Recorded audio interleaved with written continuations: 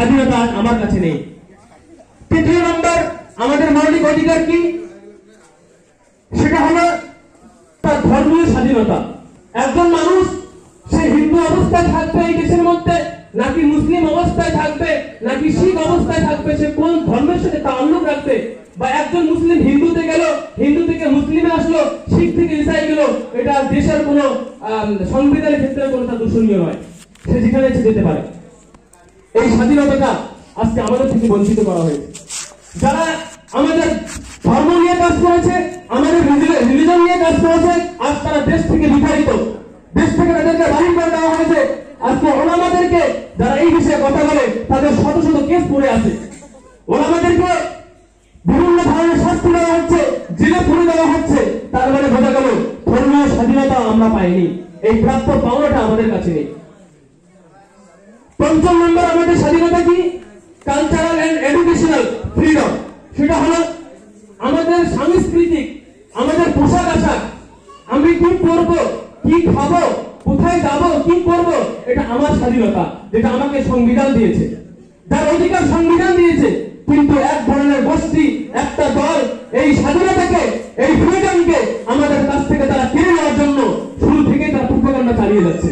কিন্তু আজকে মুসলমান আমরা খামোশ হয়ে চুপ রয়েছি, কারণ আমরা নিজেই জানি না যে আমাদের ভারতবর্ষ, আমাদের ফ্রিডম কি, আমাদের স্বাধীনতা কি, সংবিধান কি বলে, এই বিষয়ে আমাদের কোনো জ্ঞান নেই।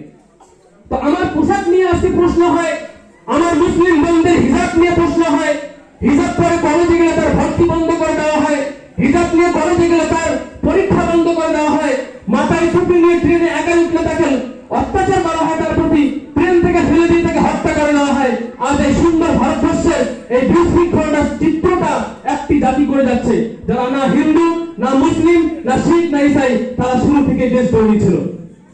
আমাদের সবাইকে সজাগ হতে হবে, শুধু মুসলিম নয়, আমাদের এই ভ্রাতৃত্ব, আমাদের এই একত্ববাদ, আমাদের এই ঐক্যকে টিকিয়ে রাখতে গেলে শুধু মুসলিমরা নয়, আমাদের মুসলিম হিন্দুদের কাঁধে, হিন্দুরা মুসলিমদের কাঁধে, শিখ ইসাইয়ের কাঁধে, ইসাইরা শিখের কাঁধে কাঁধ রেখে একত্রিত হয় এই সমস্ত দেশগুলোর বিরুদ্ধে আমাদেরকে তাদের বিরুদ্ধে পরিকল্পনা করতে হবে। এই বিষয়টা আমাদেরকে খেয়াল রাখতে হবে। আজকে কেন আমার মাথা টুপি থাকলে এটা দর্শনীয়, যেখানে সংবিধান আমাকে অধিকার দিয়েছে? আজকে আমার মাথা শরীরে সাদা পোশাক থাকলে কেন দূষণীয়? আমার বোন হিজাব পরেছে কেন দূষণীয়? আমার বোন মেকআপ পরেছে কেন দূষণীয়? এটা দূষণীয় হওয়ার কোনো কারণ নেই, সংবিধান আমাদেরকে অধিকার দিয়েছে। আজ থেকে বলে দিচ্ছি, যারা যেখানে এই টুপি, এই দাড়ি, এই হিজাব, এই নিকাব নিয়ে যারা কথা বলবে, আপনারা মাথা উঁচু করে তাদের বিরোধিতা করবেন। সংবিধান এই অধিকার আপনাদের দিয়েছে, কেন আমাদেরকে বঞ্চিত করা হবে? এরপর হচ্ছে এডুকেশনাল ফ্রিডম। সেটা হচ্ছে আমাদের পড়াশোনা, আমি কোন শিক্ষা শিক্ষিত হব, আমি ইংরেজি পড়বো, নাকি আরবি পড়বো, নাকি উর্দু পড়বো, কি পড়বো, কোনটা পড়বো, এটা সংবিধান আমাকে অধিকার দিয়েছে। আমি চাইলে উর্দু পড়তে পারি, আমি চাইলে আরবি পড়তে পারি, আমি চাইলে ইংলিশ পড়তে পারি, এই স্বাধীনতা আমাদের। আমি খুব সংক্ষিপ্ত আকারে শেষ করবো ইনশাআল্লাহ, তবে যেহেতু একটা মওজু তাই শেষ করতে পারছি না। আপনাদের আমাদের উম্মুল মাদারিস দারুল উলুম দেওবন্দ, এই দেওবন্দে কিছুদিন আগে মুফতি সাহেব হযরত আবুল কাসেম নোমানী সাহেব উনি একটা এলান জারি করেছিলেন। এলানটি হলো যে দারুল উলুম দেওবন্দে পড়াকালীন কোন ছাত্র কোন কোচিং সেন্টারে বা কোন কম্পিউটার সেন্টারে সে যেতে পারবে না, কারণ দারুল উলুম দেওবন্দে যে সমস্ত ছাত্ররা তাদের স্টাডিজ কন্টিনিউ চলছে, পড়তেছে, তারা ওইটাই আগে কমপ্লিট করবে, তারপরে ইংলিশ ল্যাবে কম্পিউটারে যাবে।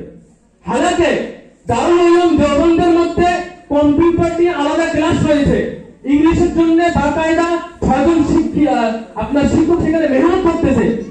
কিন্তু আবুল কাসেম নোমানী এলান জারি করেছিলেন যে দারুল উলুম দেওবন্দে আমাদের ফাজিল কোর্স করাকালীন কোন ছাত্র কোন কোচিং সেন্টারে যেতে পারবে না।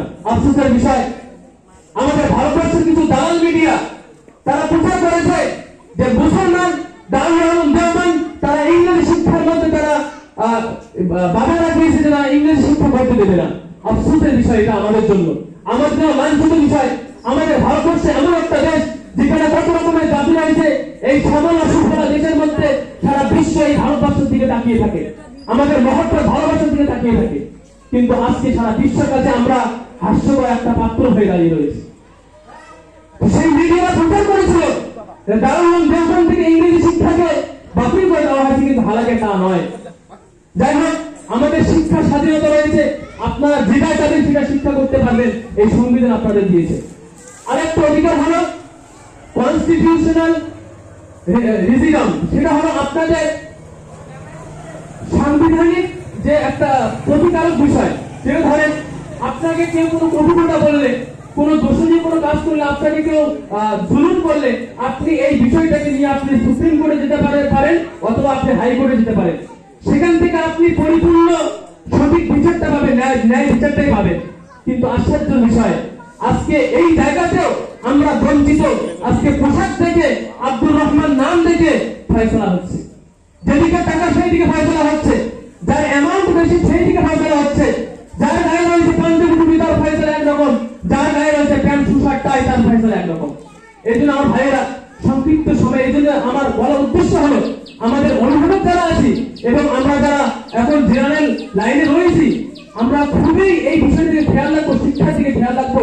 আগামী প্রজন্ম যেন আমাদের সামনে কেউ কোনো কথা বলে এড়িয়ে দিতে না পারে, যেটা আমাদের সংবিধান আমাদের যে দায়িত্বটা, আমাদের যে অধিকারটা আমাদেরকে দিয়েছে।